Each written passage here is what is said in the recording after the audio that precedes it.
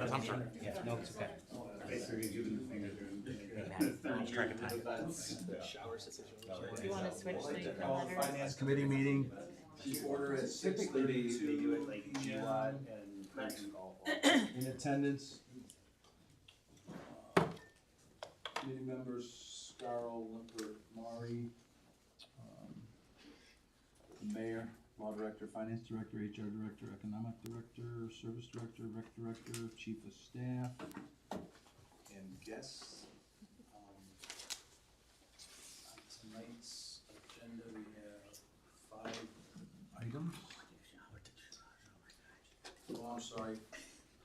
Councilman Madden's here. Let the record reflect. Council President Broussard is here.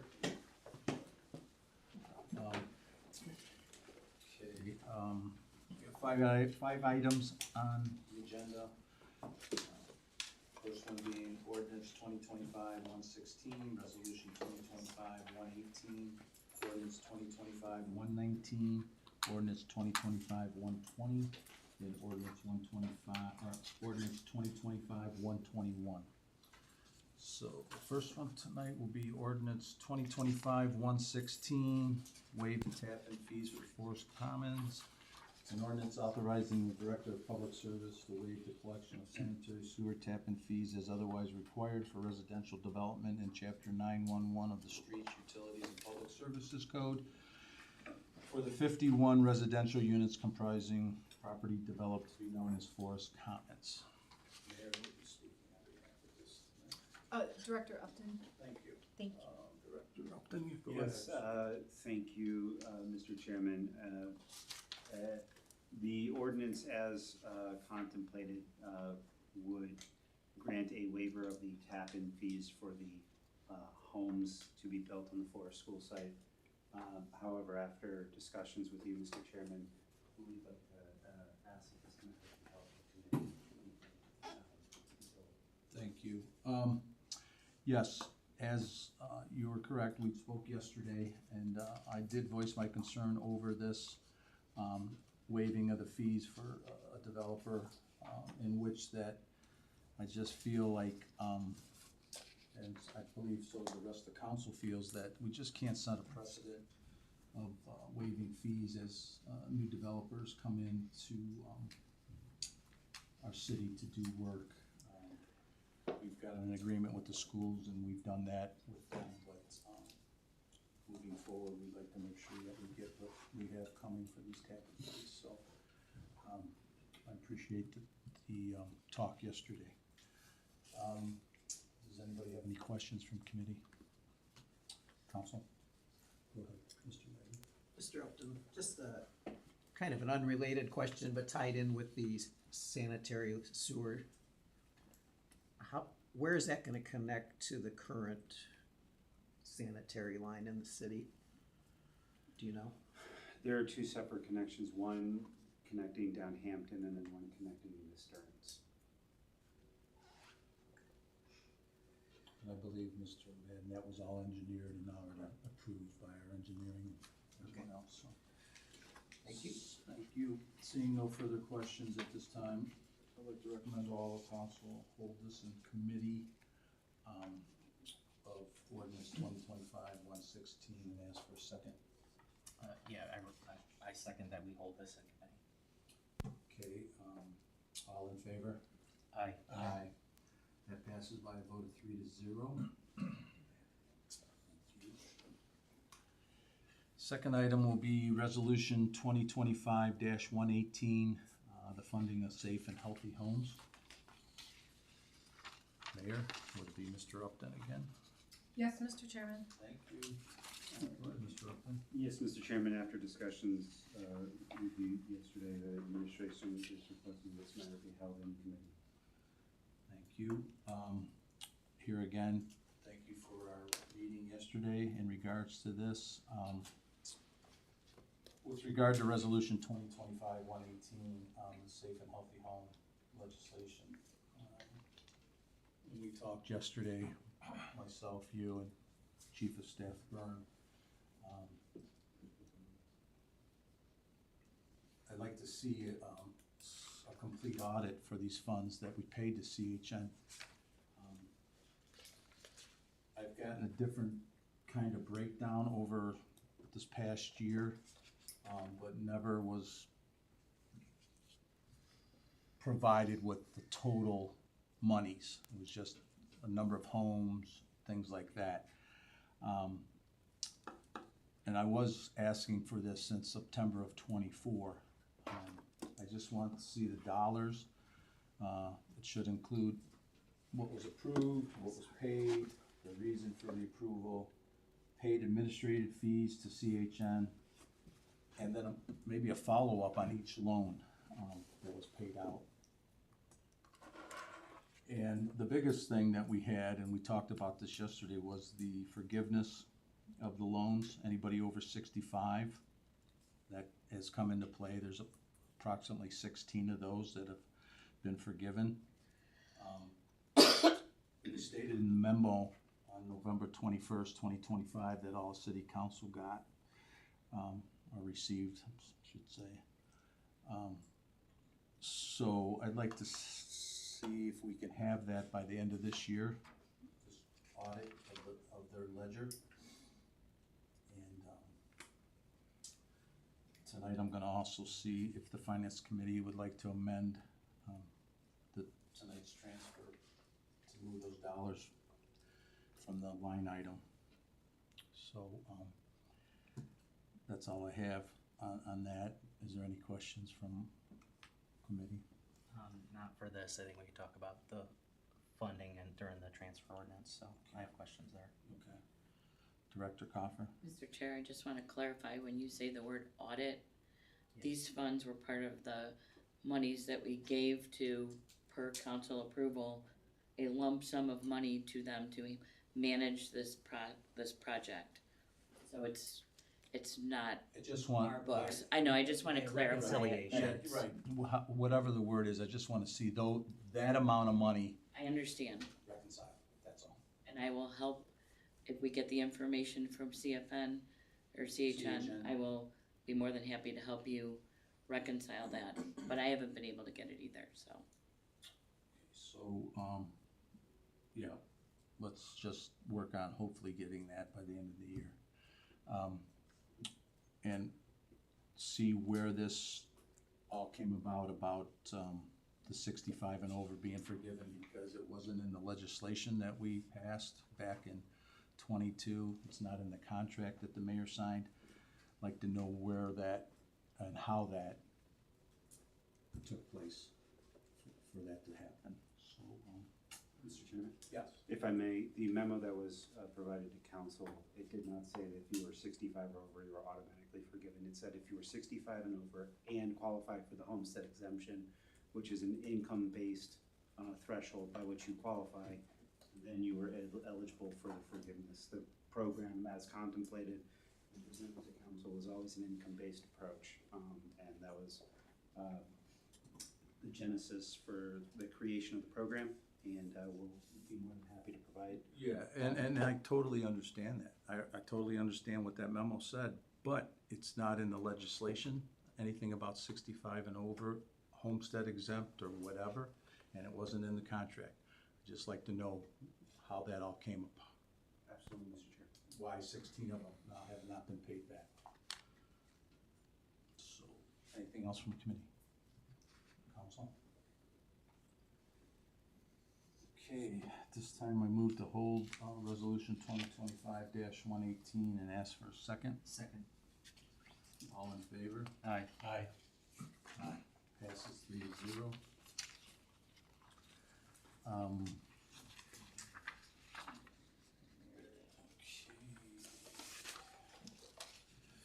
Third item, ordinance 2025-119, transfer ordinance correction. And that is the mayor who will be speaking. Director. Yes, 2025-86 as passed had a formula error in it. And so, when the totals in the 2025-86 ordinance didn't include the amendments that were approved by council in a prior ordinance, because it's a big spreadsheet carried forward, and so this corrects it to reflect the changes that were approved by council in a prior ordinance under an amendment, but this reflects the balances, which are also correct in our accounting system. It's just the ordinance had a formula error. Director Chairman. Gruen. Put it another way, you're always relating back to the last ordinance that you're working on when you're doing these transfer ordinances, and it had related back to the wrong one. You're always going linear, right? If this is the transfer ordinance, you reference the last one as you go through time. Well, somehow in the drafting, it jumped back to the wrong one. In the money's- numbers. The money's correct, well, yeah, the money that you appropriated is correct. However, it was a reference for the wrong one. The finance director and I talked about it, and rather than try to cram all this into one and make it super confusing, we just decided to introduce the first one to create that reference back period so that it's accurate, and then you'd have the next one would then be accurate. So it's just kind of a cleanup. Nothing was financially, there's nothing wrong with it. It's just it was a reference to the wrong period of time backward and skipped over one. That's all. Thank you. Any questions from committee? Council? And I would like this passed on suspension, please. I don't have any issue with, I mean, it's just basically administrative Yeah. cleanup is what It it is, is. yeah. Financial And I need this cleanup. passed To do Yeah. the next because Yeah, that's the starting balance for the next one. the next one. right, Just coming up. yeah, I don't have any issue. So at this time, I recommend all of council ordinance 2025-119, transfer ordinance correction with suspension. And ask for a second. Second, All in favor? aye. Aye. Motion passes by a vote of 3-0. Okay. Fourth one, finance, is ordinance 2025-120, which is the transfer ordinance. Director Crawford, I guess this is you again. Oh, it is, isn't it fun? This is what I'm handing out here. Can you hand out those that way? And Dwayne, I tried to summarize because one of the questions that Councilman Scarl asked was, like, how much of these transfers are covered by reductions in other line items in the general fund? And so that's what this memo refers to. And additionally, at the bottom of it, there are two amendments. I think I'll list these guys.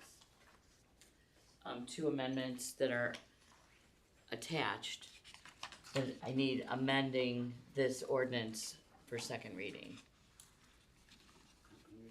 So we can go through the worksheet and go through all the line items, but just know that these other two will have to be amended at the end. So do you wanna go through each line item? Well, we have a half hour, so you might as well. Huh? Oh, we gotta do the budget too, yeah. Yeah. Can I sit up here, cause Sure. I'm shuffling papers and I'm getting annoyed. Well, I don't know, do whatever you think is the easiest way to explain it to us in a roundabout way. Okay, well, I always go through the worksheet, which you guys got with the original one, the worksheet, because it has the explanations on it. So that's why I always go through that. And everything that has the parens is a decrease, so, and these are the items that were used to then cover the overages. So, I think that we should just go over the overages, That's fine. is that okay? Yeah, that's And then if fine. you have any questions on what I tried to identify what we didn't do as well, so that why you know that we can take the money away as well. So, on the first page, Yeah, it's, hold on, that's not first. Page, 1 of 5, if you go through, keep going, you'll get the notes is on the last one, look at the first one. In your packet, if you go, no, go to your packet, this is for the packet, right? this is the original The one, original one, that yeah. was a worksheet, Yeah. It's the original one down at the, after the adjustments has the yeah. notes. And everything I handed out was just amendments that have to get added to it. Right there, yeah. You have yours? Let the record reflect Councilman Shimsky and Councilwoman Gilchrist. Oh, I'm sorry, I sat in your seat. So on page 1 of the worksheet, there's a vacation buyback, that was not anticipated in the budget in IT. In my department, always like the shoemaker's kids are the worst shoes. I need $60 to balance because must have been off in a union step increase. And then, also one of my employees changed, from when the projection was done at the end of last year to a family plan and changed their health care, and I didn't catch it, so I need that to cover the health care. And additionally, in contractual services, 58,000, the county deductions were higher than planned, and twice a year, the county charges all these fees to us, and it gets reflected in that line item. And it varies depending on if the treasurer charges additional fees, if they go out and sell some of the bad debt, or if we have an election, or if we have 2 elections, whatever they do. And there's treasurer's fees, there's county board of health fees, all this stuff is in here. So it was 58,000 higher than anticipated, so I need to cover that. And then in HR, there was also an unbudgeted vacation buyback, but it was budgeted for, but it wasn't entered in the budget that way, so I apologize. Then on page 2, there's 290,716 in wages for salaries for fire, of which 50,000 are wages.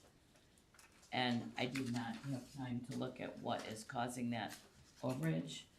There are no additional staffing that I can tell, so I'm not sure why, but over what was planned. And overtime is 247.16 over plan. That's what it's supposed to cover. And then police, there's 332,600 overtime to cover overtime. And they do not have excess money in wages to help cover that.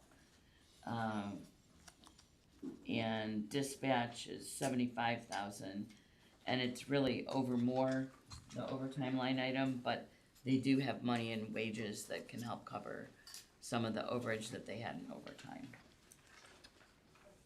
Then on page 3, transfers and refunds, there's 16,000 in the transfers out from the general fund to the community diversion fund, because it's in a deficit and I expect it to be at the end of the year, and I'm trying to cover those. And the STOP program as well has been in a deficit again most of the year, and so we need to cover that. And then the 4,000 is just, there was only $2,000 in refunds budgeted, and we need to increase it by 4 to cover the end of the year stuff through the end of the year. So that's the total in the general fund.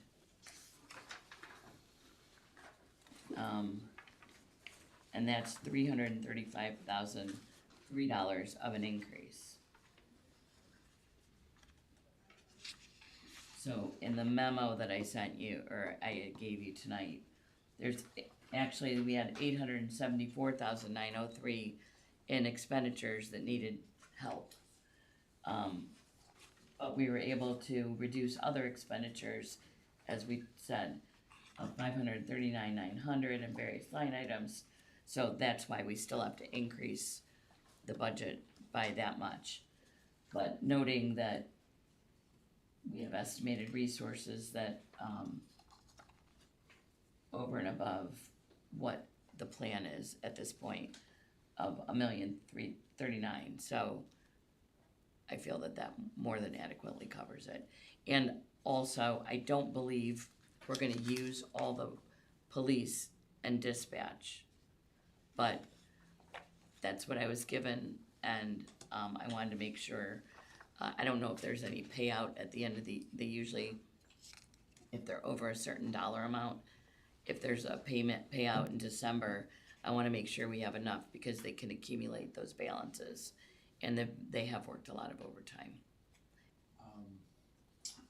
Okay, so with this latest transfer ordinance, what you're saying is you believe that this was through September, or is this through No, October? this is, I've been accumulating, and this through November. Oh, this is through November. Through November, the fire was over the overtime plan by 156,433. So it's through November, so you're anticipating what you've taken out already, in this ordinance will get us through The end of the year. overtime through the end of the year?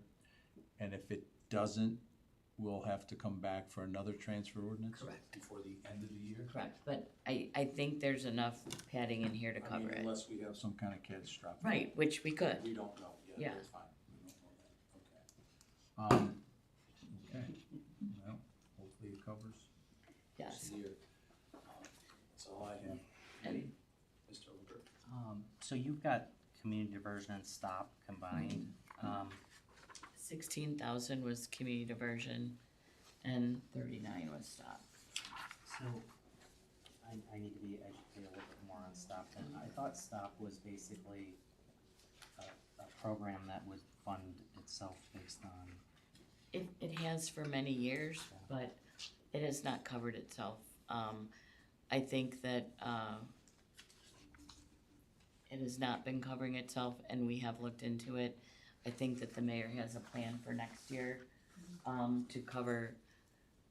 to increase it to, because the wages are outspending the fines that we're getting. right, And we haven't raised fines in a long time. So, thank you, Mr. Chairman. Please. To add to what the director is explaining, that will be presented to council during the budget sessions. So, but that is correct. We've been on top of this now. This is the second, third year that we've been watching that fund and knew that it needed to be addressed. So Director Schofield and I have, yes, we've been in communication with each other about this for many months, and we will be presenting to council. yeah, cause I mean, I would think we'd be able to scale back then for the rest of the year to try to, if it's exceeding. It's till we already get in the a wages. deficit. Okay, So, well, no, I know we Yeah. have to cover the deficit, but like, Mhm. I would hope that we're not continuing Adding the to it. deficit for the rest of the year, right, okay.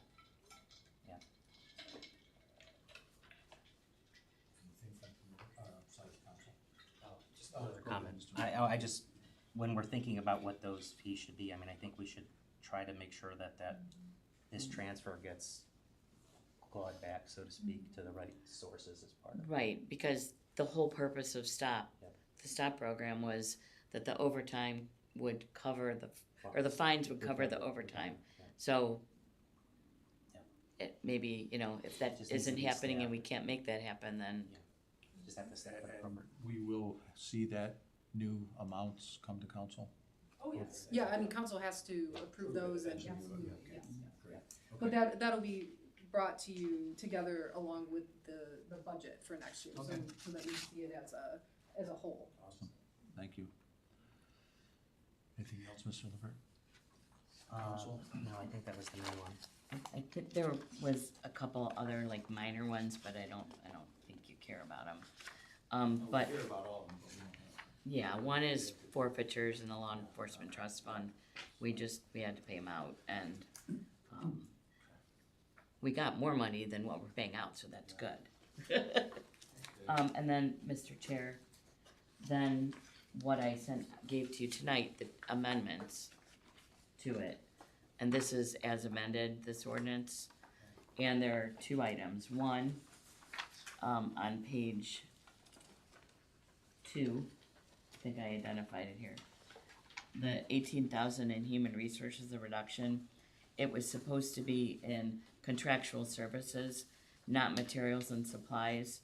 So I'm amending that, so that it's all coming out of, contractual services. And then pages 5 and 7, the fire department received a grant that was budgeted into the EMS fund for $158,500, and this was early in the year.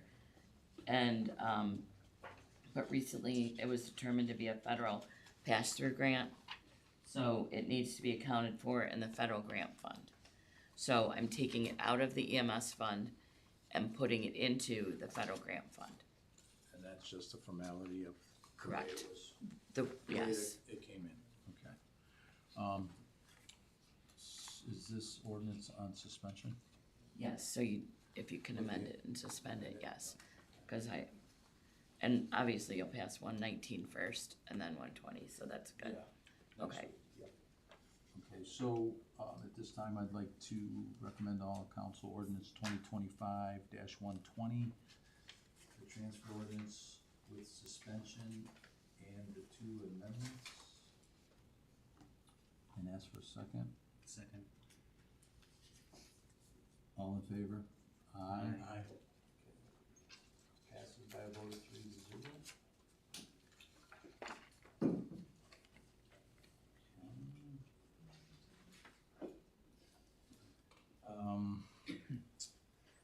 And everybody, let's try and make that the last transfer ordinance I have to do, please. It's not up to us, so. It's not up to us. You're talking to the wrong section of the church. I pointed that way.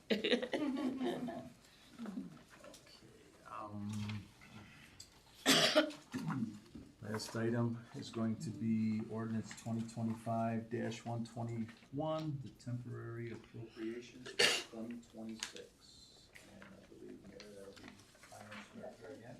Thank you. Let me see here. I have fun stuff to hand out for this too.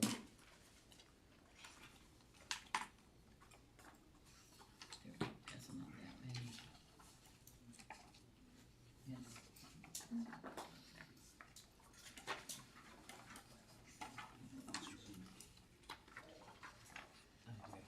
I'm just trying to help move this along here. So if you go to the, past the memo first, I went through, Councilman Starl had asked me to take the worksheet and subtract out, because normally the temporary is 1/3 of our budget, just to cover us through the first quarter of the year. So 1/3 is a little cushion. Do you need another one? Yeah, we need one more down here. So, but then there are always things that happen in the first quarter of the year that are all in the first quarter, so we try and account for those to help make it through the first quarter. And then, so we put the comments down of what they are, but then I also added a column so you knew how much of that line item is reflected in those comments. So, for example, the first one, the mayor's contractual services, they're all dues. So, and these dues are always due at the first part of the year. Do you still need one? No, we're good. No. Okay, all right, I'm good. good. And then in IT, there's 328,142.34 in contractual services, and a lot of our subscriptions for our software are due in the first quarter. So I subtracted those out, and that's 132,533.10. So that's how this spreadsheet reads. And additionally, all the capital is taken out as well. So that there's no new capital that's getting factored in here. That all goes to your, to the permanent appropriations.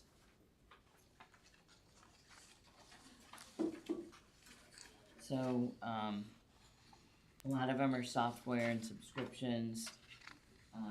Uniform allowances are paid in January. Overtime and salt for, service, gasoline. We pay our hydrant bill and stuff like that, and we pay for our mosquitoes in the first quarter. That's on page 3. I'm just going through here. Support software, block maintenance, salt. Oh, and the solid waste fund and on page 4, there's private street collection. In 26, it's gonna be the first year that we'll have 100% of those condos and private streets that are being added. So this is just adding it to make sure that we have money in there to cover that additional payment at 100%. And then there's OWDA loan is paid out of the bond retirement fund. It's due 1/2 of 26. And then you'll see it coming transferred out because it gets paid for out of the sewer revenue fund. And then there are some pro shop items that and cleaning type things they do at Springvale in their downtime in the winter. And then in workers' comp, the excess liability insurance is due in the first quarter, so we have to pay all that up front. And you saw the scribbles that were there as well, and those are reflected in the memo on the front page. There are several items that had to get added to this, so it's gonna be amended, but I didn't have time to pull the ordinance together for it. So I jotted it down on the worksheet and also summarized it on the first page. The first item is $8,000 for deer culling supplies. We had accounted for the outside services that we use, but not the materials and supplies, which is the feed and things like that. And that all happens in the first quarter. Capital outlay in the Division of Police, they are in need of a redundant power module in their UPS. It's acting up. That's their backup system of their server, and it's $24,695, and they told me that they cannot wait until the first quarter they have to do it immediately. And they don't have money in this year's budget for it. And so that's the total amendment for the general fund. And then in recreation, the city received a NatureWorks grant from the state for Clegg Park. So, and it is a state grant. The total project is $118,370. There is a city match, but we have to appropriate the whole amount so that they can do the project. And so I had to do that. And there's one additional one that I had in my notes and I didn't put on here. And it's 30,000, is it 30,000 for the fireworks? Well, it's 30,000 for the rack for the HVAC rooftop unit. Talking to the mayor, we're gonna hold off on the fireworks until after the first quarter, correct?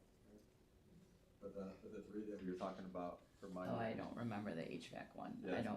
You never gave me the final number on that. You were gonna talk to her. Okay, so $30,000, and we can talk about that, but then the other one was Springvale, the dredging, that's split between service and rec for the first quarter.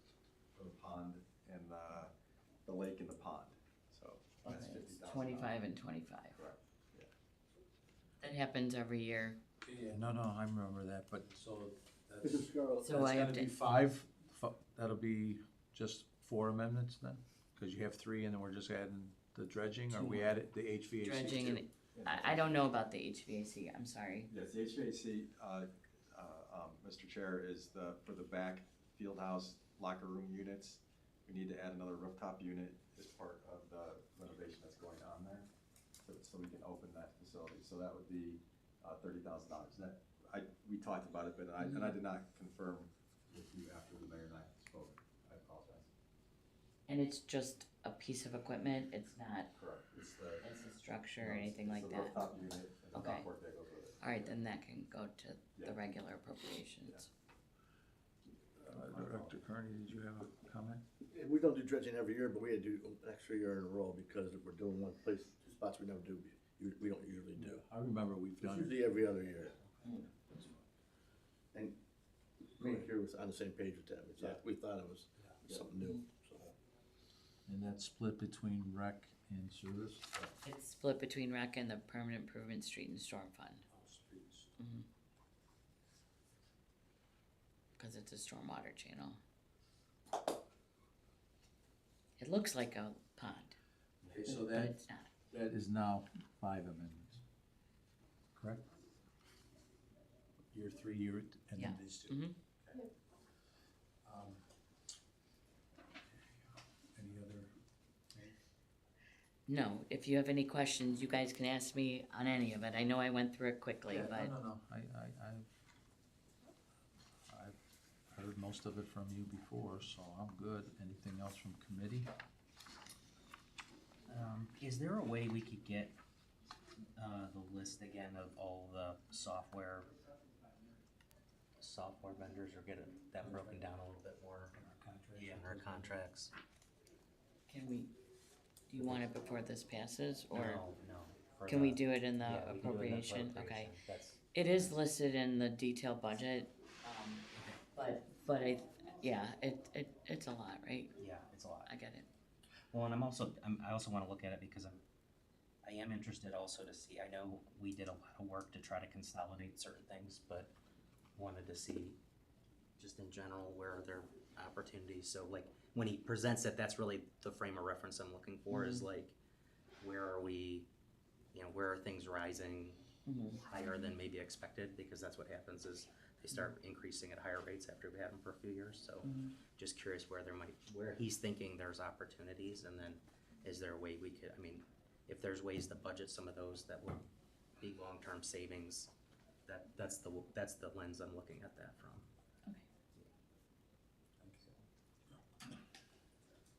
Any from council? Okay, this time, I'd like to recommend all of council ordinance 2025-121, the temporary appropriations for 2026 with 5 amendments and suspension. You don't have to suspend it, but I know you have a lot of legislation that is gonna be keeping read. So if you wanna pass it, that's great too. It's not suspend if we don't have to, right? Don't have to? Okay, so we'll just go with the temporary appropriations for 2026 with the 5 amendments. And ask for a second. Second. Seconded, all in favor? Aye. Aye. Vote passes by a vote of 3-0. If there's any other changes. Well, can I do did it think again. of that. And then, the finance committee concludes at 7:11. Thank you.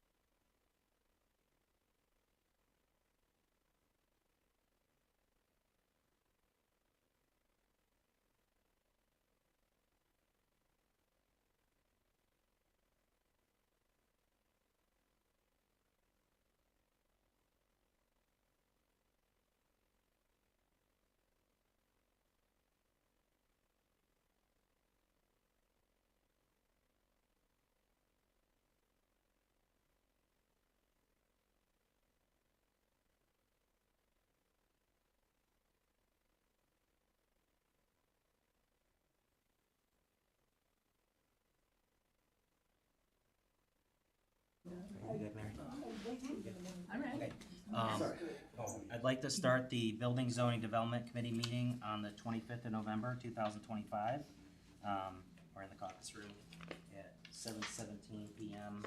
Present are committee members Limpert, Shimsky, and Gilchrist. Council members Broussard, Madden, Maurice, Carl, Mayor, Law Director, Finance Director, HR Director, Economic Development Director, Service Director, Recreation Director, Chief of Staff, and guests. Did I forget anybody? No. Future Finance Director is here as well. On the agenda is, and I'm sure council person. All right, I want to recognize everybody. Maybe I should use names next time. Ordinance 2025-114,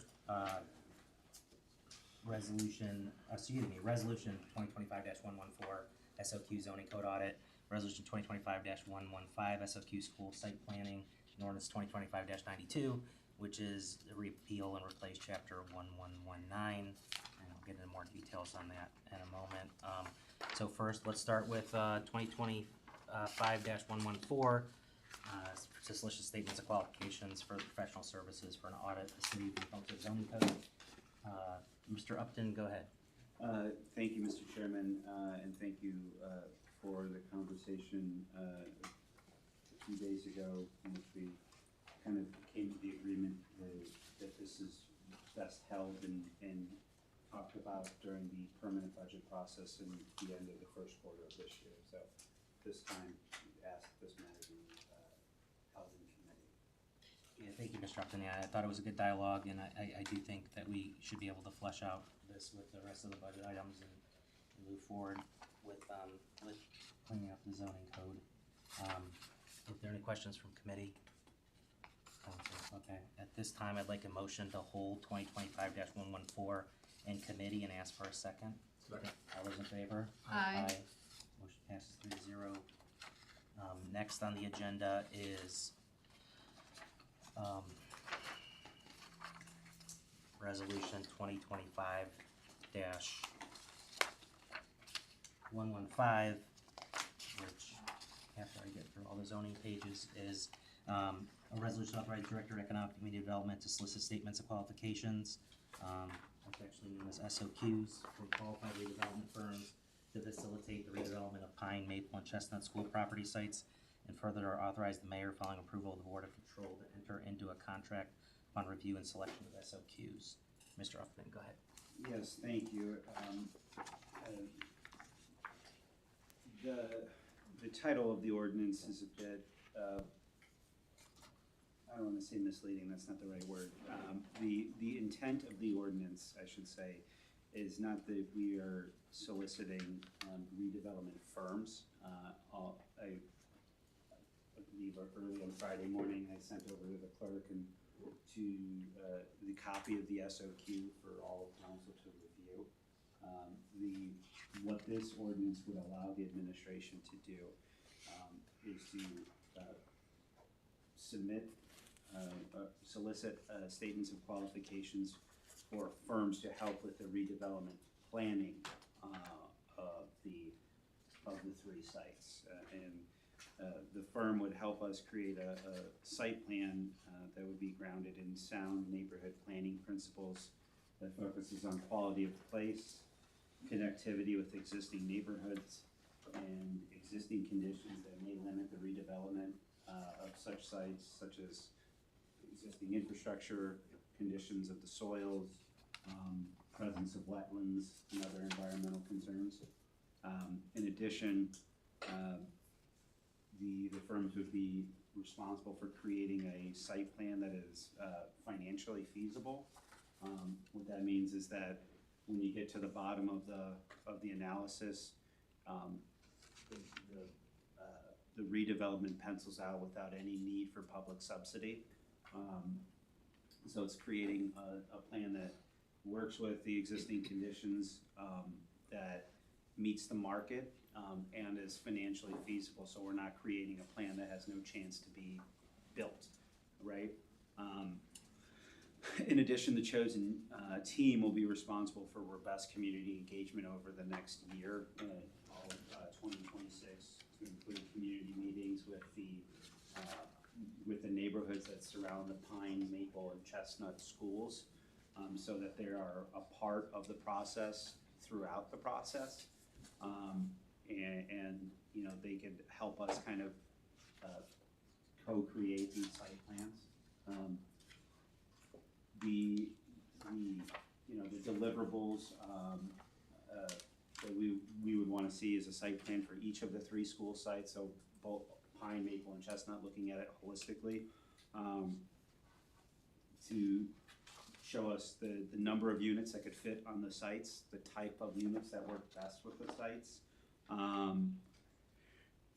I think most importantly for all of us, a return on investment analysis, given the fact that the city is using public dollars to purchase these properties. We want to be able to convey to all of our stakeholders that there's a return on our public investment associated with each one of the developments. We're also going to ask them to evaluate if any of the school sites are suitable to be for an adaptive reuse. Specifically thinking about senior housing. You see a lot of old school sites that can be reused. A lot of times they are reused into senior housing because they are mostly one-story buildings, the older school sites. The schools themselves actually lend themselves to be demised into housing units pretty easily. And so that'll be part of the analysis as well.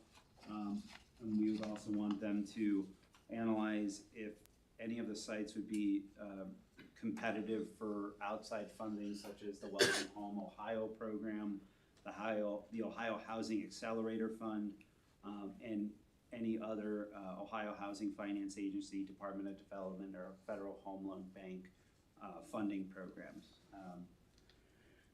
And then lastly, the last deliverable is an actual RFQ document that the city can use to then pursue the follow-on development. I know in speaking with you, Mr. Chairman, the other day, this is something, when we look at the arc of the project, when we get those documents, I think that's the point where we hit a hard pause and we all kind of come together as an administration and council to review them prior to the next piece of legislation, which would be to go find those development partners. And so that's what this ordinance allows the administration to do. We've been at the Forest site for 2 years now. Part of the reason why doing this now makes sense is because we've already agreed to purchase the schools. Those deeds are sitting in escrow. And what we want to do is the time between the city taking possession and being sold to the developer, we want to make that as short as possible, so that the only public funds we're truly utilizing for a period of time is that carrying cost. So it's not like the Forest School where we have a carrying cost of the debt for 2 years, right? We're trying to make that as small a window as possible. And we're also trying to get the schools demolished immediately too, because as Director Carney can attest, when Forest and Spruce went down, there was maybe about 60, 90, 120 days, somewhere in there, between the schools closing and then the demo starting, and it was a game of whack-a-mole in terms of kids breaking in, graffiti. It's immediate. It's like not even, it's like pigs in the mud, right? That's good. Vandals find vacant buildings, and so we're trying to get out ahead of all of that by doing all this now and laying this out succinctly. So happy to answer any questions about the legislation, the RFQ document, any of the sort. Yeah, I got a couple comments, and I'm sure the committee and maybe council has some comments. So first, thank you for clarifying that, and I do think this is an important step to make sure that we get a good understanding of what the best purpose for use are for those lots. We spoke briefly, and again, this isn't I don't have the numbers as part of it, but one thing I was hoping that we could also look, and the reason, you know, getting started on this early is, are there other opportunities within surrounding properties that, that people, that they could look at? And obviously that wouldn't be a requirement of the sites, but if there's an opportunity there, with us having some more leeway, maybe there's the ability to make it a larger project, or have a higher impact of it. Mr. Chairman, are you talking about city-owned property that you would want them to look at? No, it would be like, I think there's vacant property by Pine that we don't own, or potentially neighboring things of the site. Side of Pine, there's a big chunk of land. So just, are there opportunities there that should be at least proposed, and if any of them have a better impact to the area or to the project, then, you know, we're out in front of this, that could be something that could potentially be explored. I think that's worth looking at, given that we're getting out ahead of this early. So that would be something that I would hope we could add as something to evaluate as well. Absolutely, Mr. Chair. And just other comment, I'm fully in favor of, we definitely wanna limit the time of vacancy as well as, you know, time delivery, if that's what makes sense, right? Obviously, if we don't wanna carry the properties longer than we need to, but we also wanna make sure that whatever we're doing is gonna, you know, provide the economic value that we would expect from our participation in purchasing the property. Any questions from committee? Question from council, go ahead, Mr. Sparrow. Thank you, Mr. Chair. Director Upton, you know, this is new for all of us. I mean, we went through the forest, and I was on that special committee with that, and it was good, and I'm sure we're gonna learn from what we did and maybe what we didn't do for forest. For bringing this forward now, is there gonna be any related costs that we have to incur by doing this? I mean, do we know an amount for that, or that's to be determined yet, or? So what I had gleaned from professionals in the field that work on the private sector side, it's usually around $20,000 per site. It's a good budget number to make sure that you don't. Per site, so total 60,000. And that'll be brought forward also? And this, the SOQs aren't due until January, and so then it'll be all part of the budget process. Okay. Thank you. Is that enough time for them to do what they need to do? Yes. To respond, typically I like to do a month, but given it's the holiday season, it's a 6-week response window because people in and out of the office, that sort of stuff. And then do we have any idea how long these studies usually take to? We're anticipating about all of 26, and then bringing the legislation forward on the SOQs Q1 of 27, and then going through the selection process into Q2, so that we have the team kind of on board, you know, plus or minus the end of the 26-27 school year, which is when those properties are anticipated to be no longer in use by the city, or I'm sorry, by the schools.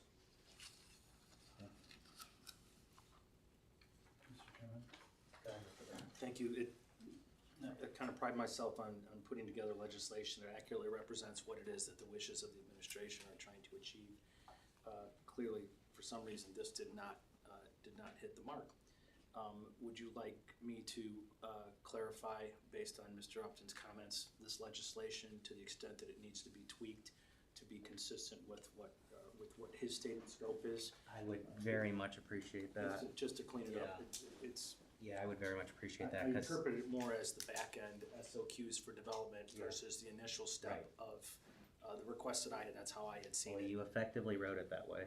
Yeah, that's what we were trying to do. Yeah. Not the first step, but the second step. Right. So we can. I'll work with Director Upton tomorrow to get some language to you that reflects what it is that was intended versus what was my understanding of it. And Mr. Upton, I do want to read the SOQ in a little bit more detail, and I think we can talk about it next week. So if the committee, unless the committee have issues, I'd like to hold it in committee, but, yeah, I think this is the right path to go to get this initial step and do the assessments and get as early as we can in planning, so we can make thoughtful and not rush decisions, so, yeah, go ahead, Mr. Marty, go ahead. This might be a little premature, but being that it's 3 sites versus 1 site, which was Forest, will there be any language, do you think, from the companies if these are gonna be done simultaneously? Are they gonna look at each site individually?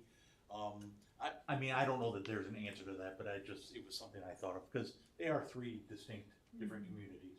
So the wishes might be different for, And you're absolutely correct, Councilman, and through the chair to Councilman Mari, I think given that that's the case, that these are 3 very unique surrounding communities, what fits in each one is likely to be different, and so,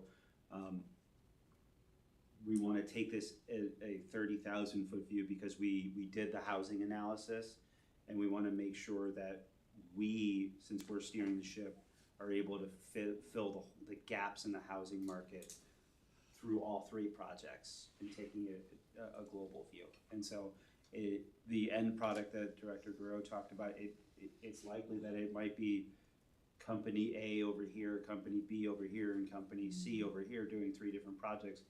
Or it might be company A that has scale that can do 3 different types, and it could drive more value for our residents and for the city by them taking on all 3. It's said to be determined, but those are kind of exactly where my head's at and thinking through that. Thank you. Any other, go ahead, Ms. Go first, So just a quick question, thank you, Mr. Chair. So you said it's $20,000 per site, about $60,000 total. Do we have a specific company we use, or how do we know which one is gonna charge what? Well, so the SOQs, what we do is we take the document that was provided to council and we send it out, we advertise it, with professional associations like the American Planning Association, Ohio chapter, the Ohio Economic Development Association, the Ohio Municipal League, and then there are business development folks that work for firms that do this that will respond. We'll put together a panel of folks to review what we get back, and then ultimately the recommendation comes from a collection of 5 or 7 individuals scoring everything independently, and then it goes to the Board of Control to recommend. And so that's the process that we use. I think it's Director Guerrero, I think it's 113, is that the right chapter? Section 113 of the Administrative Code dictates kind of how the process we use to get the services like this. Okay, thank you. And just for the record, the timeline is in the documentation that we received today, so you can see what those delivery timelines are that Mr. Upton, I think, outlined in the meeting. Any other questions from council? Okay, thank you, Mr. Upton, for moving on this and getting a good runway here for planning. At this time, I'd like to make a motion to make a motion to hold in committee, Resolution 2025-115 and ask for a second. Second. All those in favor? Aye. Motion passes 3-0.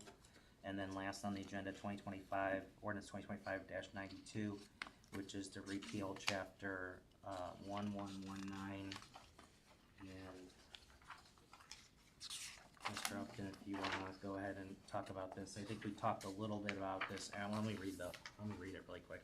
An ordinance repealing ordinance 2017-32 in chapter 119 of the codified ordinances of the city of North Olmsted entitled Building Permits and Certificates of Occupancy, and establishing a new chapter 1119 of the codified ordinances of the city of North Olmsted, Building Permits and Certificates of Occupancy. Go ahead, Mr. Upton, please. Yes, thank you, Mr. Chairman. That title is spot on for what we are going to do here, and I've kind of written a little bit of a narrative, but before I go into the substance of everything, I want to just again thank Director Schofield and her staff. we've been meeting over the course of the last year. The planning, fire safety, and building divisions have worked collaboratively to kind of understand the gaps in our current process. We've met with the law director as well as the assistant law director, who have a wealth of institutional knowledge around this issue, and thank them for their help as well. We wanted to understand the changes, why the changes were made in 2017 as best we could, and then understand kind of how those policies changes in 17 affected city operations over the last few years. And what became really apparent to us is, you know, when we think of a new business opening, there's kind of three circles in the Venn diagram. There's the planning and zoning piece, there is the building departments piece, and then there's the fire safety piece, right? And all three of those things overlap. And the existing legislation kind of satisfied the zoning and the building department piece, but the gap was within the fire safety piece. And so, you know, what happens is, under the existing code, if you were to, let's say, have a pizza shop that closed and a new person comes and opens a pizza shop in the same space, right? You would come in and you would get a certificate of zoning compliance, and you'd be on your way, which is what our code says you should do. The problem becomes in the state administrative code and the state fire code specifically. It states that the current occupant must have a valid certificate of occupancy with their name on it. So if it's Max's Pizza and Max's Pizza is not that good and it closes and it becomes Tim's Pizza, Tim needs to have his name on the certificate of occupancy. And so when we're doing the fire safety, fire prevention checks across the city, we were finding that almost probably 7-8 times out of 10, the businesses that were operating didn't have a valid certificate of occupancy. They had a valid certificate of zoning compliance, which is not the same thing. So, and the business owner did nothing wrong. Just to be clear, they were doing the process that was set in place. And so, the previous ordinance that predates the 17 ordinance did not kind of split paths. It was just, if you opened a business, you came in, you got a certificate of occupancy, and part of the process along the way was making sure that the zoning was in line. That road kind of went to a fork, and we're kind of bringing it back together. And so that will help streamline internal processes. I mean, the business owners, the applicants won't see a material change in how they approach the city. It'll just help us satisfy that piece in the middle of that Venn diagram where these three pieces of the code overlap. And so that's what this legislation does. Do we have like a checklist that when they come in to do that each one of those steps is there? It is programmed in our enterprise permitting and licensing, so it's the application now that it's digital. Once it goes in, it's all done by the EPNL service, and so that functionally that doesn't change. It's just it circumvents it adds a process into an existing workflow. Do we have any concern that when they change ownership, that there would be changes made to the facility that impact the occupancy?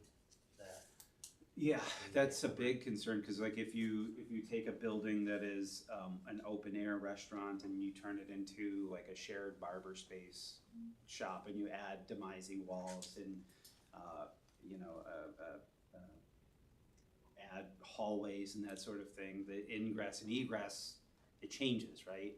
And so yeah, it does change the occupancy load based upon kind of how a building's configured. Our fire safety Lieutenant Sywick told his brother it's actually a Cleveland firefighter, was being deposed as part of a lawsuit because a bar in Cleveland didn't have a valid certificate of occupancy, and a young lady fell off a balcony and then sued the city. And then all of a sudden the city got wrapped up in liability too. And so that's the other part of the equation. That was kind of like, okay. So this should. This should help close- over them time, to close that. correct that, right? Okay. Great. Any questions from committee? Ms. Gilchrist, go ahead. Will this help in the future that we don't have this issue again? I believe so. Councilwoman. Cause am I misunderstanding, but the way they do it's all online now, so the chat box aren't being monitored? Am I like not catching something? The process split into two separate ways. So if you were reopening an existing business, you didn't need a certificate of occupancy. You needed a certificate of zoning compliance by the building and planning code. But the fire code always needs a certificate of occupancy. And so there's essentially, we're bringing those two things back into one process that will help streamline some things. Okay. Mostly internally. The business owners won't see a change in how we operate. What we've been doing now in the interim over the past year is when we get a business application like that pizza shop example, we have been sending the fire department out to do a fire safety inspection as part of that. That's still gonna continue. And so that. It's more of a workflow. It's really a workflow cleanup is what we're doing, and so that's great. And Mr. Chairman? Yeah. And also, fire prevention's out there doing annual inspections, and they come, part of the problem is that you'll have a landlord that's got a multi-tenant structure that he gets a new tenant in, okay, open up shop, and then they open up shop, and that's it. And there's oftentimes no contact with the city whatsoever. So we find them, fire prevention finds them as they go along, or building department, or there's some sort of an issue that comes up, finds them. So there's an educational issue here that I think, much like many of our codes, it's an educational issue too, that we could kind of advise people, hey, listen, when you have a new tenant coming in, they need to stop off at the city of North Olmsted so that we can make sure that we get everything taken care of, we have to get taken care of. Mr. Chair.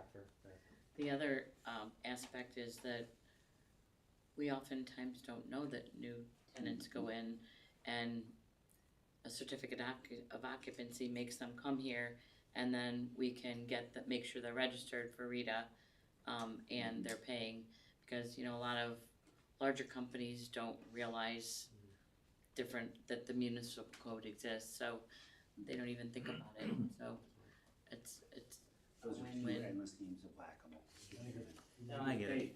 Yeah, I live in that world. So, any other questions? Otherwise, I think we're in good shape here, and I appreciate you guys working to continue to improve the process and workflow, make it more effective and efficient. And at this time, I'd like to make a motion to favorably recommend ordinance 2025-92 to all of council and ask for a second. Second. All those in favor? Aye.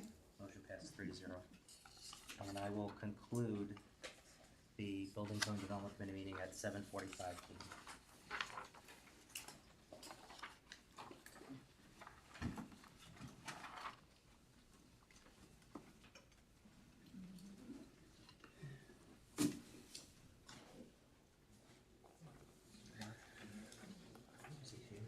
The Streets and Transportation Committee meeting will come to order at 7:46 p.m. The council crossing here. Present are Council President Broussard.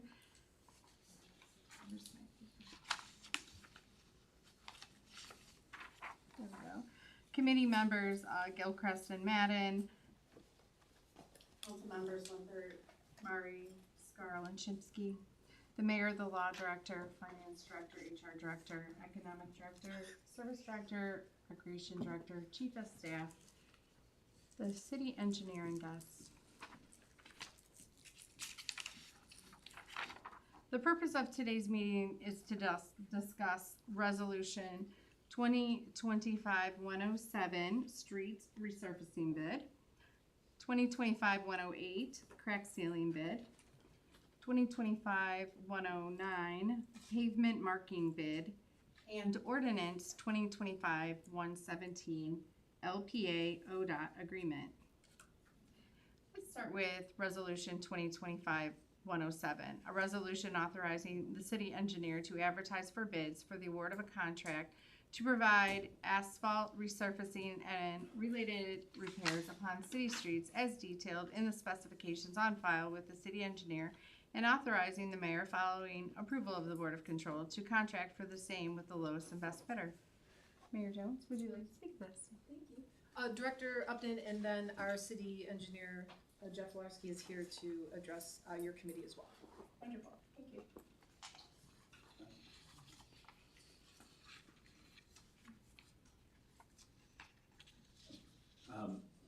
Madam, oh, sorry, I was just waiting. Economic Do you Director, recognize by would the you chair? like to Sorry. speak of this? Thank you, Madam Chair. The 2025-107 is our annual street resurfacing program. This is something that we wanted to get to you as soon as possible so that we can get the most competitive bids while these asphalt companies are outsourcing projects during the winter time. Mr. Filarski provided a map to the committee. That map was born out of our street rating analysis that we did a few years back and done prioritized by pavement condition rating. That was done through 3D imaging and some sensor technology that we utilize to help guide our process. And so I'll turn it over to Mr. Filarski to talk about the streets that are part of the 2026 paving program. Wonderful, thank you. Mr. Flosky? Thank you, Madam Chair. Just to mention that street analysis program, kind of stepping back in 2023, we had the initial analysis done, and they come up with a score of a pavement condition index rating. And back then, the total average for the city, on all the streets, was 61, which is on the low end of the good ranking. Good goes from 60 to 69. Since 2023, the work we've done, we've come up to a 65. So we're heading in the right direction. So we've got a lot of wind behind us now.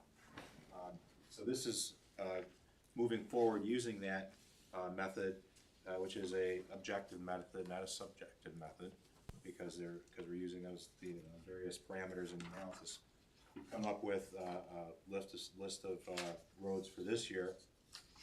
If you look at the map, they're kind of spread out all westy, from the west side to the east side of the city. As it turns out, starting on the west side, we have Barton Road north of Lorraine, Charles Road south of Lorraine. We've got Oakdale and West Lawn, which are just small connector streets coming off of Mackenzie. Southern Avenue. We have the Park driveway that runs through the middle of the park. Dover Center, which we knew about from last year because we have legislation with the county. They're going to participate in that from Butternut Ridge up to where we ended this year. We've got Grace Road between Brook Park and Mastic, so both sides of 480, those two small legs there. Walter Road from Lorraine up to Maple Ridge, and then the asphalt section of Beaumont Drive. So those come up to a total cost of $1.831 million. Since we are getting some county funding on Dover Center, it would be $1.656 million after that reimbursement from the county for the resurfacing. Okay. And any questions from committee?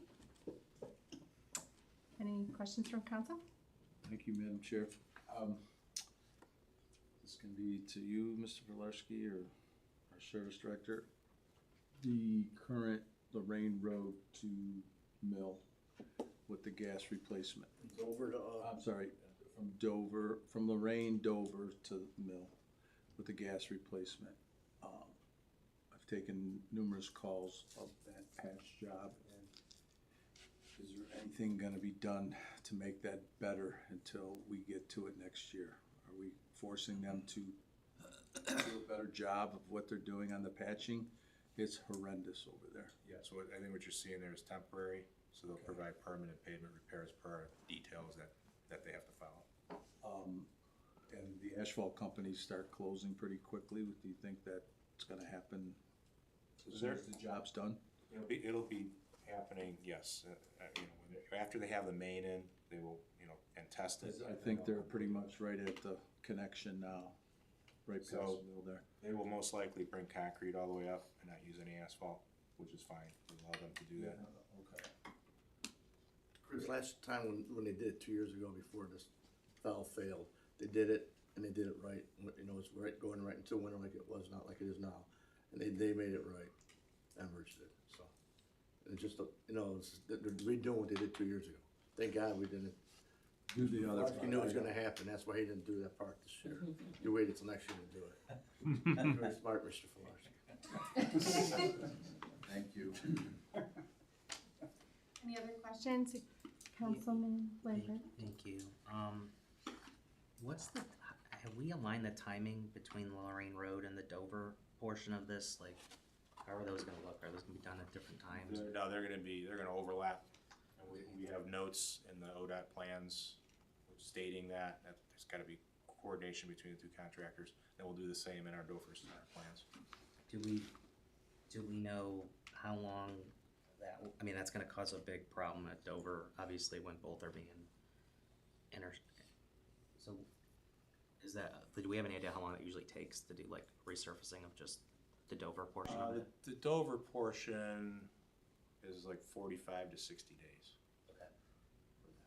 We're not going to do any detours, we're gonna leave it open, they're gonna close lanes as they're working on them and have flaggers. Okay. Thank you. Councilman Meyer? Yes, thank you very much. Regarding Walter Road, I know that there's been a lot of water main breaks, over time, fairly recently. Is there any work that needs to be done with that before the road is repaved, or are you aware of anything that's gonna happen, along there? Well, there's nothing on the docket from Cleveland Water to Okay. do anything there. So unfortunately, if there are breaks, it'll be repaired and pavement repaired in those spots, but Okay, I hope there aren't that many. all right, thank you. You're welcome. Any other questions? Yes. One more. Thank you. Councilman Lambert? Do we have any insight of when Westlake just recently did their portion of Walter Road, right? Or within it was like 5 years ago maybe, or something like that? They did Dover recently, I'm not sure about Walter. Okay. Okay. All right, I'm good. Thank you. Appreciate it. Okay. Okay, seeing no further questions, I would like to recommend Resolution 2025-107, Streets Resurfacing Bid, and ask for a second. Second. Seconded by Councilman Madden. All in favor say aye. Aye. Aye. Motion passes by a vote of 2-0. Moving on.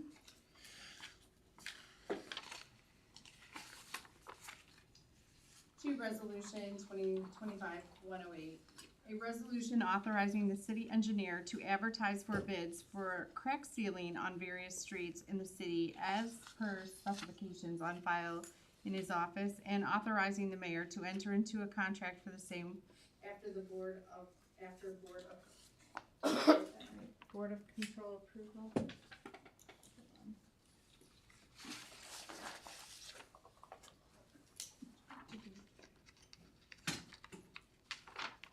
Yep.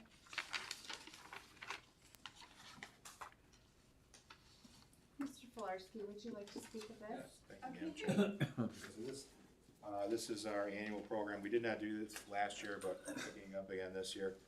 Basically, we allocate about $80,000 in construction for a contractor to come in and put down crack sealing. And this is mainly on heavily traveled roads, which are more dangerous for our service department workers to do. So to get them off of those roads, we hire this work out on the main roads.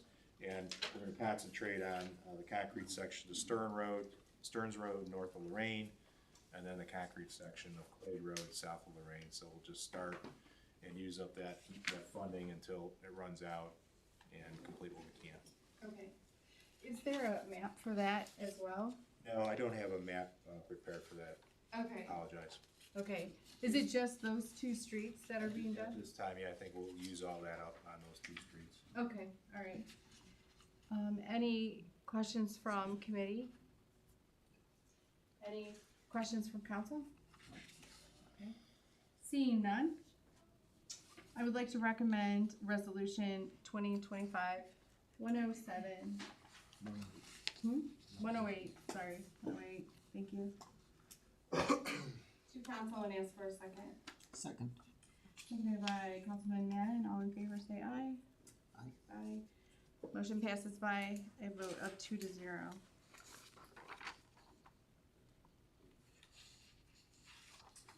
Moving on to resolution 2025-109, a resolution authorizing the city engineer to advertise for bids for the award of a contract to provide new pavement markings to various city streets and locations in the city as detailed in the specifications on file, and authorizing the mayor, following approval of the Board of Control, to contract for the same with the lowest and best bidder. Thank you, Madam Chair. This is our annual program for pavement marking. This year, we're not gonna be doing the residential streets. We're not goes off every other year just to save some money, and they don't get the same wear as the main roads. So it'll be a little less than last year. Also, we're looking at possibly restriping the Brook Park extension, which is currently a 4-lane road. It doesn't need to be. What we're considering is doing a center turn lane both ways, and then adding 2 bike lanes on each side. So we'd have 1 lane each way, center turn lane, plus bike lanes on each side. On Brook Park extension there from Sparky to, okay. so that's what we're looking into doing that. Do we have an estimated cost of the pavement striping? Yes, 190,000.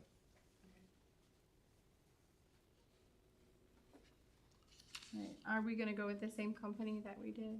Well, it's a bid, open bid. Same company's been getting it every year, but anyone's, can bid it, and we go with the lowest and best. Okay, perfect. Any questions from committee? Any questions from council? Okay.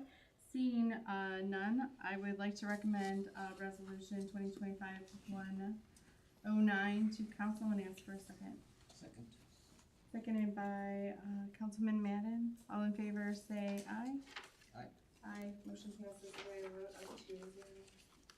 Finally, we will discuss ordinance 2025-117, an ordinance to allow the resurfacing of Lorraine Road from 600 feet east of Stearns Road northeast to Canterbury Road, and install a mid-block crossing on Lorraine Road at the North Olmsted Library in the city of North Olmsted. Mayor Jones, would you like to speak of this? Director Upton will address your committee. Okay, Director Upton? Yes, thank you, Madam Chair. Briefly, and then Engineer Filarski, I do want to just point out that there is, I don't want to say an issue, but the way that ODOT named our project for the mid-block crossing, they called it the Butternut Ridge crossing. That's actually erroneous in the ODOT award. The mid-block crossing is for Lorraine Road. It is contemplated to be right in front of the library. And part of, the reason for that, not part of, the sole reason for that is we did a Safe Routes to Schools study in which our engineers watched children leaving the high school, middle school. And what they found is that when they head north, they cut through the library and then they just dart across Lorraine Road. Unfortunately, we learned how dangerous that actually is this past week. And so this mid-block crossing, it will be accompanied with a pedestrian activated beacon that will flash red and people will have to stop. It is, I don't know what the legalese around it is, but if they do not stop, they will be ticketed as if they ran a red light. It's not a optional stop, and that is to, the mid-block crossing will actually make the road seem narrower, which will entice people to drive slower around where children are crossing. And so that is fully funded by a Safe Routes to Schools infrastructure grant that's part of the project. So I just wanted to clarify that, because the way that ODOT said our announcement and what the project actually is are two different things. So I just want to make sure that's on the record. That's all. Yeah. It does have in multiple parts of their paper that it's supposed to be on butternut. Yeah. And so, just a few questions. Is it illegal in our city to cross a road Outside of a Without- crosswalk, yes. outside of a crosswalk? Within a distance of a certain distance of crosswalk, yes. Yeah.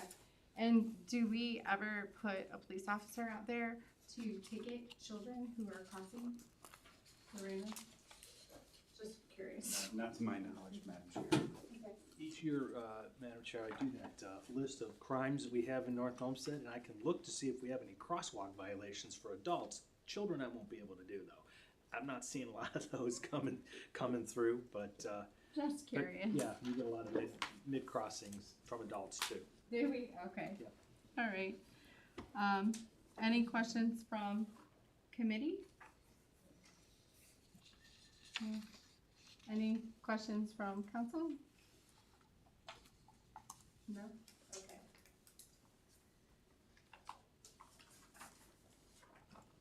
Do we have someone from ODOT here? Or no? Engineer Filarski is our representative on the project. He can speak to. I can't speak ODOT, but thank goodness. Thank No one God, can. thank God. Do you know how long the project will take? It will be one construction season, looking to get it started, end of March, early April, Uh-huh. through, I'm not sure the end, if it's September or October. Okay.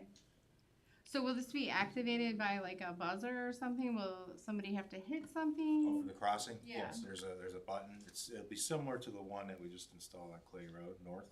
Mm-hmm. Similar to that, so you hit the button and the lights will blink yellow, Uh-huh. it'll blink red, and then they will actually stay a solid red, and then when they start to blink red, the driver can then proceed.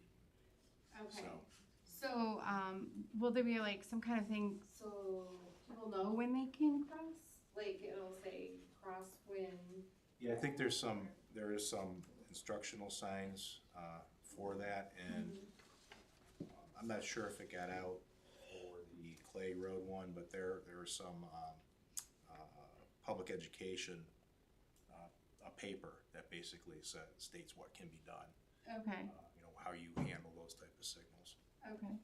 And when we put this in, will we send something out to our residents so they're aware of it, so people aren't driving through that, Madam Chair, it'll be included in the mayor's newsletter as well as featured on our YouTube channel with demonstrations and all that sort of stuff to push on social media as well.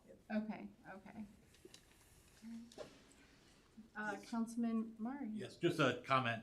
I've gotten feedback from residents around Clegg that they're very happy with the light that was installed there. It does seem to work, and people do feel much safer when they're crossing the street. So Okay, good. hopefully it has the same effect on Lorraine. Okay, awesome. Councilman Sparrow? Thank you, Madam Chair. Mr. Filarski, with the amount of children that go through the library heading north and want to cross to go to McDonald's or Starbucks or wherever they decide to go, somewhere over there, is there any kind of situation where we don't have somebody just standing there and keep pressing a button and this and that, where the traffic will just totally stop, back up, and kids messing around, or was it get timed out, or, I know on Clay Road, we don't have a school over there, so it's a total different thing. This could be something, once they see how it works, they could be, Yeah, I guess the only thing I can say is kids will be kids. Yeah, no, I get it. One off doing that, and I think, with the PD right there, Yeah. we see that happening, I think we can, let them know, hey, don't do that. If they see traffic backing up where, Right. stops at Lorraine and Dover and they can't get through, or whatever, it's just something. Normal operation, it shouldn't do that, but if someone's sitting there doing that, yes, they can back up. Thank you. Does the safety studies say that the traffic will continue to flow at a good rate? Yeah, these, well, it's far enough from the intersection, there's no concern about that stacking all the way back to the intersection. Okay, great. Council President Broussard. Thank you, Madam Chair.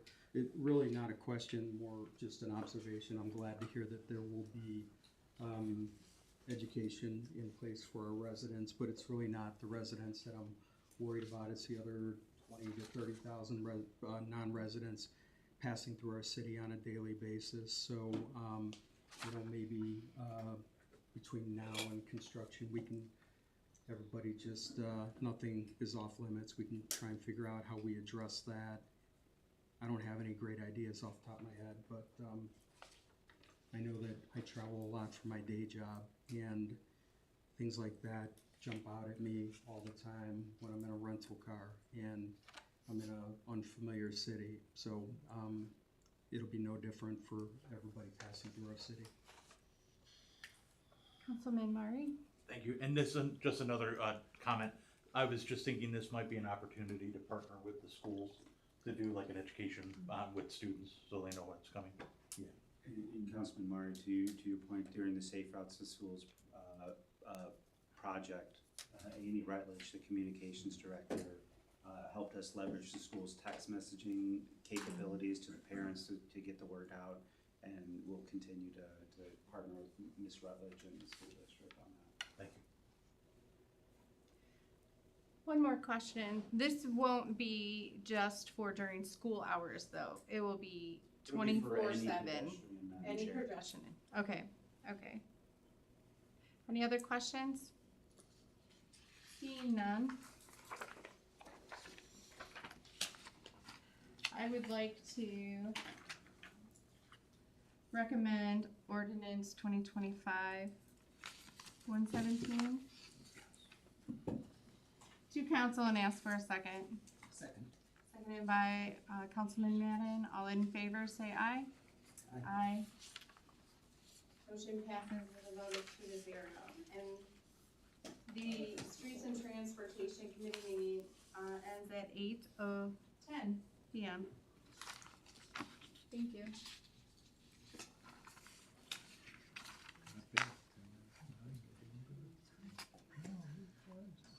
I would like to start the Public Safety, Health, and Welfare Committee meeting for November 25th, 2025 at 8:10 p.m. In attendance are committee members Shimsky and Madden, council members Limpert, Scarl, Gilchrist, and Mari. Also present are Council President Broussard, Mayor Jones, the Chief of Staff, the Directors of Law, Finance, Economic Development, Human Resources, Recreation, and Service, and guests. There are 3 items on the agenda tonight.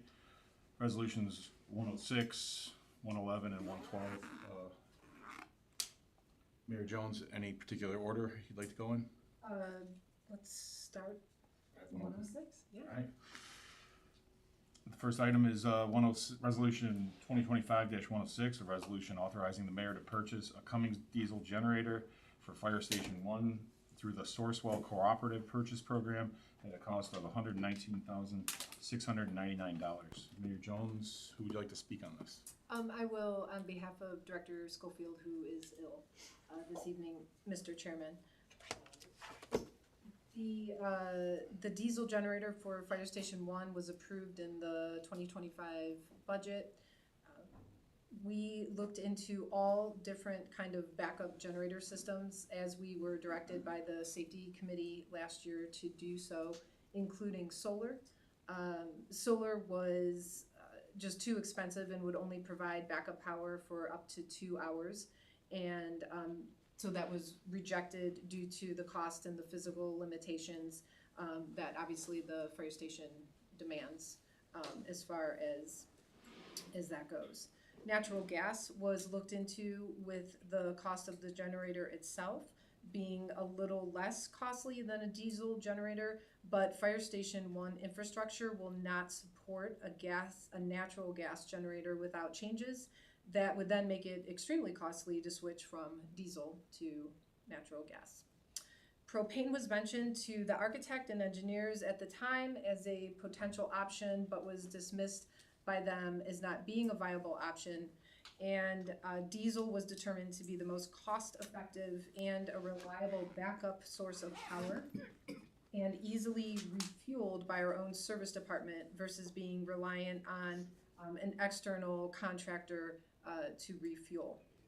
Fire Station 2 does have a natural gas generator, but that station was built and designed for a natural gas generator.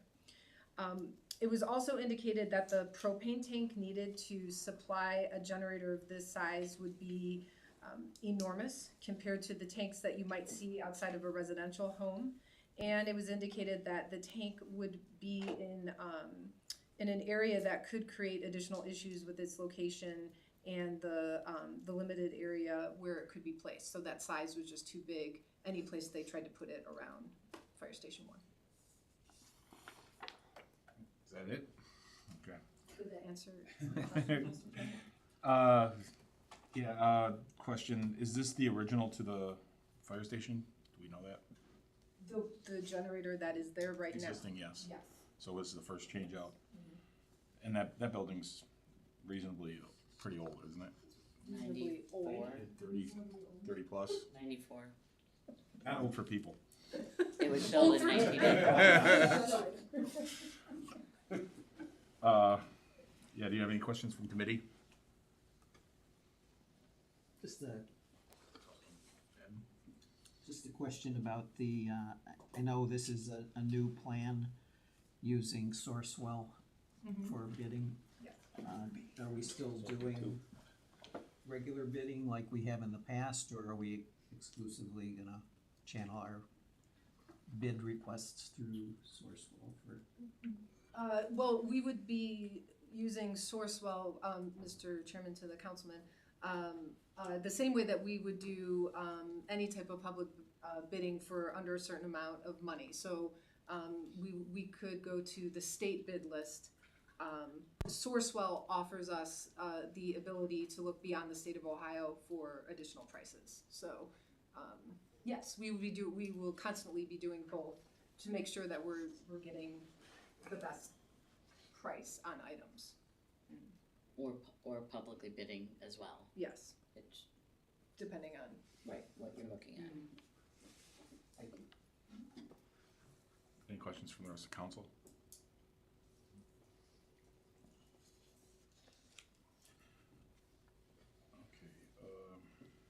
Okay.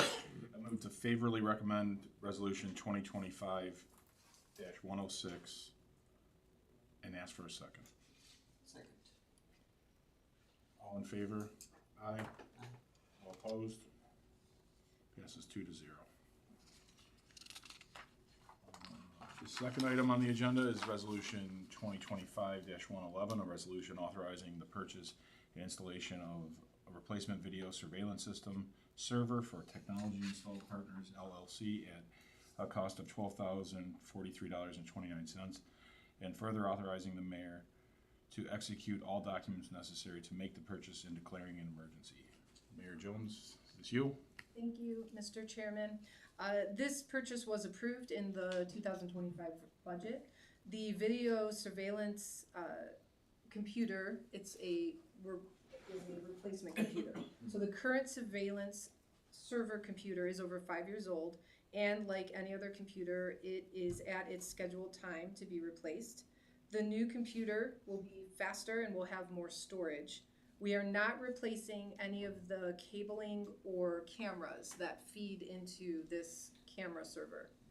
We currently have 33 cameras in and around the police station, and our retention schedule is to save video footage for 30 days. So more memory on the new computer server would be incredibly helpful to us. Does this tie in with dispatch as far as with the other cities we're adding on as well? Yes, Mr. Chairman, yes. So that's part of the reason why, I mean, this camera server is at the end of its useful life. But when we were looking into options of replacement, the consideration of the expansion of the dispatch center was absolutely at top of mind.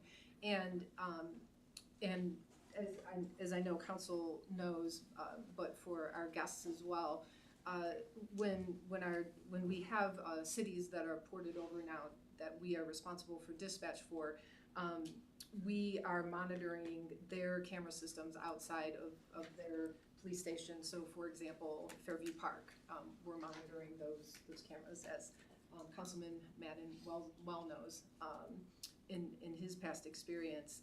And so we do need that capability, not just for expansion, but also, as we said, for that memory, because our retention schedule, we need to keep that footage for 30 days. Any questions from committee? Any questions from council? Seeing none, I move to favorably recommend resolution 2025-111 and ask for a second. Second. All in favor? Aye. Aye. Opposed? Motion carries 2-0. And the final item is resolution 2025-111, a resolution authorizing the 112, a resolution authorizing the purchase and installation of a fire alarm and suppression system in the North Olmsted Police Department through the state purchase program from SA Communal at a cost of $106,500, and further authorizing the mayor to following the approval of the Board of Control to execute all documents necessary when making the purchase. There you go. Thank you, Mr. Chairman. This also was approved in the 2025 budget. The current fire alarm system in the police station is the original system and has only a couple of heat sensors in the HVAC system, pool stations scattered around the building, and some alarm bells. The system is so old that parts are not available for repair and or upgrades. When the city added on to the police station in 2019 for the lieutenant's office and archives over the range, we were not able to fully expand the fire alarm system into that part of the building. And so this new fire alarm system will be a whole building fire alarm system with replacements and upgrades and new smoke and heat sensors throughout the building, pole stations and alarms. All of this will then bring our police department up to fire code. It also includes a fire suppression system for our IT room, which again, as you well know, we've completely upgraded that room and need to protect that equipment if nothing else, in addition to the lives that are inside of our building, which of course we also are protecting. But that IT room is expensive. In the bid submitted by Communal, it says second shift and weekend overtime. Is there expected to be quite a bit of overtime on this project, or night shift? I don't know that there's going to be, because our police station is a 24-hour facility, and so I think they're looking at it as an opportunity to be in there as much as they can to get the project done as quickly as they can. I also think that that's just standard language that they probably add to their contracts. But to answer your question, no, I don't expect that this. Because it being a 24-hour facility, I was thinking the same thing. So, any questions from committee? Any questions from council? Okay, with that, I move to favorably recommend resolution 2025-112 to the rest of council and ask for a second. Second. All in favor? Aye. Opposed? Not here. Okay, the motion carries 2-0, and the Public Safety, Health and Welfare Committee concludes at 9:21.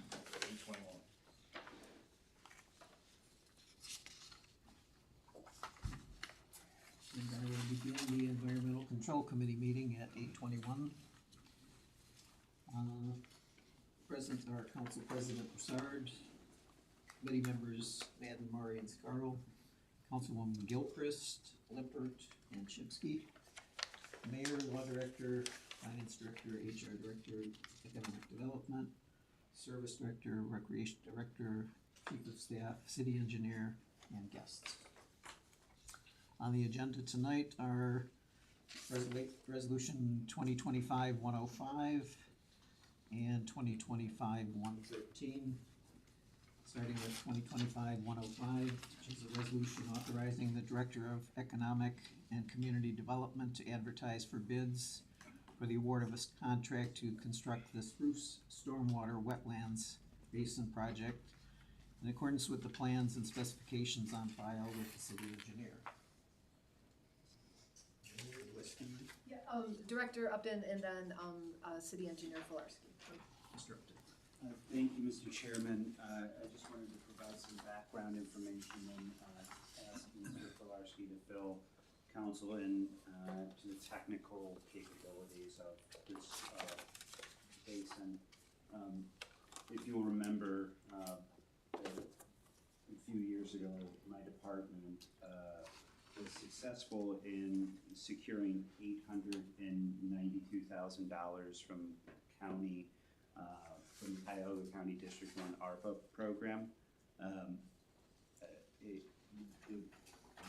Those monies, along with, we were successful, we just received notice this fall, my department won a $375,000 grant from the state of Ohio's extremely competitive 319 program, which is the program that funds stormwater restoration projects. And so when you add in the cost of the engineering, the demolition, and the project itself, we've been able to cover about 60% of the project costs through grant funding, which is equal to about $1.25 million of the $2.15 million of the project. The rest will be funded through the permanent improvement fund. And so we're really excited that this is going to provide some relief to residents in terms of stormwater flooding issues. But we've been able to do so with Engineer Filarski's assistance by sourcing quite a bit of outside funding that my department's been very successful in pulling down for this project. And so I'd ask Mr. Filarski to go into the technical capabilities, which I quite frankly don't understand. So, Thank you, Director Upton. Basically what we're doing is putting in a large bathtub to hold water when that water and root ditch rises. There are some maps, I believe, on the table. I have a 11 by 17 version if someone wants to look at some larger one. Yeah, this around a case. So what this is, what this will do is pull water off of root ditch, kind of right by the end of Sherwood Drive, allow it to flow through the basin area and then back into root ditch. So as the water in the ditch rises during heavy rainfall, we're creating kind of a floodplain area to allow water to be stored. And what that's going to end up doing is lowering that water surface in the ditch up to 1 foot. Sounds like not too much, but it is in the stormwater world, because you think about all the storm sewers coming from all the residential streets into that ditch, they can get held back from the water in the ditch when it's higher. Well, we're going to drop it, so that's going to affect all the storm sewers that dump into the ditch, not only right here, but also downstream for a good portion of area. So it's going to be really benefit to the system. It'll be kind of set up as like a passive park also. We're going to have a parking area at the end of Sherwood. And that path is going to connect just like it does up to the path along 480. And it will also go around in the entire basin. We're doing it with some nice landscaping. We have a consultant who does the landscape design for these. It's helping us out on it. It's going to have wet-loving plants in the bottom of the basin. And once you go up the slopes, it's going to turn into like what they call a showy wildflower native mix. And then on each side of the path, once you get to the top, each side of the path, you're going to have about a 6-foot strip of turf grass on each side. So we'll be clean cut there. And then again, going into wildflowers outside of that point. So it'll be a nice path going around with wildflower type mix all throughout, plus some different plants in the bottom that like the wetness. So it'll be nice, be a nice pollinator area for the bees, butterflies. think it'll be a very nice, area to walk in. Right now, that area is being used as storage for our EQ tank excavation. There's giant mounds of dirt there. Well, that'll all be gone by May, and then the contractor that's awarded this project will move in and start with the excavation on this. So when it's excavated out, it's gonna hold about 4.5 million gallons of water. That's gonna be the storage, and that'll be provided by the basin. And I think it's a great use of the land. We're avoiding, there are some wetlands there, we're avoiding the wetlands. We don't wanna get into that, permitting again. So we're avoiding all that, and it'll be a nice complement to those wetlands also. Yeah, you kind of answered one of my questions, like, have we encountered any unexpected problems with the area that we're working in? But Well, luckily, we took the school down, so all that came out. So that was a lot of the unknown. There's a sewer there, a sewer or two that we still have to take out, but we know it's there. Other than that, we don't anticipate any real issues during construction. all right, any questions from me? Thank you, Mr. Chair. Mr. Filarski, the contractor that's doing the big EQ thing over there, do you anticipate them trying to bid on this new project over there since they're already on site per se, or they won't be? I mean, is it Independence that's over there doing that? I mean, they're very capable of doing it. Yeah. It all depends on their workload, their projects at the time. I just fully thought for expect them to. mobilization, might get a little price break if they're already there with all this equipment, maybe they wanna bid on it, So we'll see. I wouldn't be surprised if they did bid on it. Thank you. You're welcome. Will there be like mowing of the grass and stuff, or will this just kind of like nature will just? There will be mowing of the grass on the side of the path, on each side of the path. Okay. So that'll be a open area, 6 foot on each side of the 8 foot wide path. Other than that, there's no need to do any mowing of the plants or the vegetation in the basin. I mean, we can if we want every few years to go through there and knock it down, but probably every 3-4 years, I think the recommended maintenance is to, in the bottom of the basin, to do mowing, just to keep any woody type plants from growing. We don't want trees growing in there. So if there's any small saplings, we'll knock down every few years. Okay.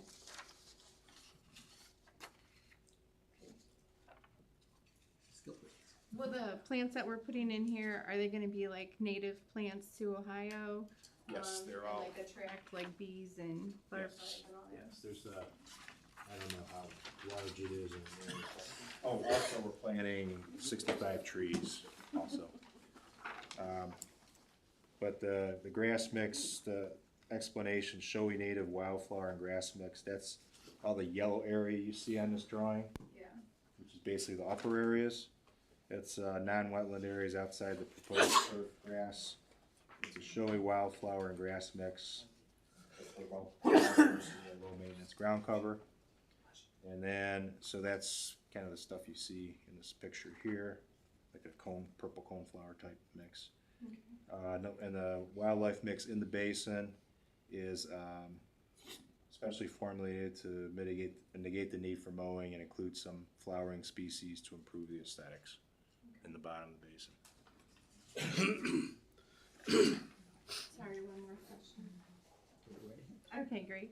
This erosion control blanket proposed, is that a fence? No, it's buried. It's buried. It's covered with the dirt. It's actually gonna only be on the sides and not on the bottom as it's shown. That's to give the soil more strength so as the water goes up and then drains out, it doesn't erode it. Okay, thank you. Your command, sorry. Yeah, so you had so many good questions. I thought you were running the show. Sorry. There's some property to the northeast. Is that part of our own property over here? The upper right corner. This is ours, that's the edge of the wood line. Okay. Yeah, there's So that's a that's pretty all heavy, wooded, heavy that's tree heavy area. treat area, Yeah, okay. we don't Okay. wanna take down as few trees as possible, so we're not getting into that area. Okay, thank you. Mr. Filarski, is this, similar to the one they put in Parma? I don't know if you do that municipality. I think it's similar, I don't know all the details on that one, but they all kind of follow the same design parameters. Okay, cause yeah, I mean, they did a story on cleveland.com last week on that, so, if anyone was wondering. Through the chair to Councilman Shimsky, sorry, it was gonna come to me. One of the design inspirations, if you notice the renovations that were done over at Baldwin Wallace College, their new student center, there's really nice plantings that are done right there. All of that landscaping and all those plantings, that's actually a stormwater basin itself. So those were one of the few kind of like design inspiration things that were sent to the landscape architects to help design it. So it will look like a really well landscaped bathtub to use Florste's analogy. It looks nice over there in Parma, behind Holy Family Church, if you ever been over there, so, that's all. Okay, seeing no other questions, I would like to favorably recommend to council resolution 2025-105 and ask for a second. Second. Seconded by Mr. Murray, all in favor? Aye. Aye. It's recommended 3-0. And next on the agenda is 2025-113. It's a resolution authorizing the lease and expenditure of existing funds and 3 flock condor cameras and 1 falcon camera for $21,250.02 to be installed at the wastewater treatment plant, and further authorizing the mayor to execute all documents necessary to effectuate such transactions. Mayor, will this be you? Mr. Chairman, yes, and I'm sure that Director Kearney would love to talk about wastewater cameras. These are asking for 4 additional cameras to be placed at our wastewater treatment plant. These cameras are compatible with the other flock cameras that we have throughout the city, and will be monitored again through our police surveillance camera and our dispatch center. Director Kearney, am I missing? Mr. Chair, first of all, I'd like to go back to, what Mr. Filarski was talking about. I suggest you guys all go to the end of Shorewood and look at that hill that's sitting there. It's pretty amazing, the pile of junk over there. Pile of dirt and shale and everything, it's pretty cool. And you're not gonna go over there if you don't live over there. Just go look at it. And you guys, on to this, Mr. Chair? You know, there's 3 Condor cameras, and the Condor cameras are a wide span, and then there's 1 Falcon. So there's gonna be 2 cameras at the entrance, one facing outwards, which will read license plates. 'Cause, you know, that place is open 24 hours a day, but there's not security there, so it's good to have the cameras. I mean, who knows what could happen at the wastewater, you know? And so it's good that we're putting some cameras around there. The 3 Condor cameras one will be facing back from the entrance to have cover a third of it. Then one will be at the northwest corner, one will be at the southeast corner, and all have the whole property covered. And so they'll also be able to see it inside the building. And there's there's 24, there's 2 people in there all the time at least. And so they can also monitor the cameras in there. And this, like the mayor said, it'll all be conducive to all the other cameras that were put in across the city. Okay. I think my questions have been answered, so any questions from committee? No. Anything from council? Okay. Seeing none, I will recommend to all of council resolution number 2025-113 and ask for a second. Second. Seconded by Mr. Murray.